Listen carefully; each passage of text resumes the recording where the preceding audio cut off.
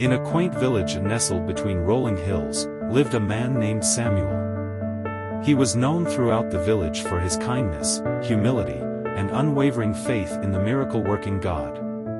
Samuel's days were filled with hard work, tending to his small piece of land and helping his neighbors whenever he could. His heart overflowed with gratitude for every blessing, big or small, that came his way. One fateful day, the sky turned dark and ominous clouds gathered, casting a shadow over the village. The once clear streams swelled into roaring rivers, and the heavens unleashed a torrential downpour that lasted for days on end. The village was soon submerged under water, and Samuel's humble abode was not spared. The floodwaters destroyed everything he had worked so hard for, leaving him with nothing but the clothes on his back and a heart heavy with sorrow.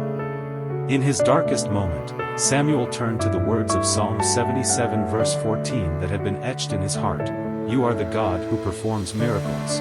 You display your power among the peoples.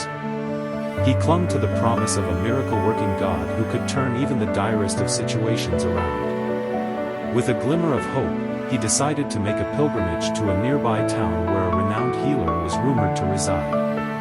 Upon his arrival, Samuel learned of a pool where miraculous healings had taken place, as told in John 5 verses 7 to 9. Despite his weariness and the odds stacked against him, Samuel felt a surge of determination.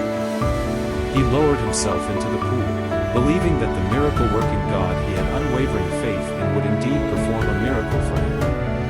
As he emerged from the water, a warmth spread through his body, and strength returned to his weary limbs. He stood tall, his faith affirmed, and his heart filled with gratitude. News of Samuel's miraculous healing spread far and wide, and his village was soon abuzz with excitement.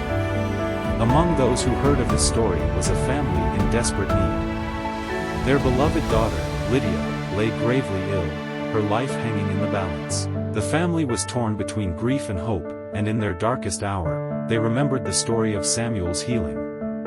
The family rushed to Samuel's side, laying Lydia's frail body before him. With unwavering faith, Samuel knelt beside Lydia and recalled the words of John 11 verses 41 to 44, Father, I thank you that you have heard me.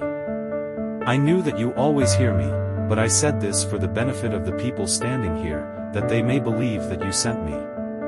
With those words, Samuel felt a surge of divine power course through him. He spoke the words with authority, Lydia, arise.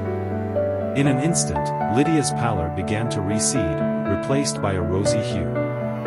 Her shallow breaths grew deeper, her weak pulse grew stronger, and her closed eyes fluttered open. Lydia gazed up at Samuel, her eyes filled with wonder, and she smiled weakly.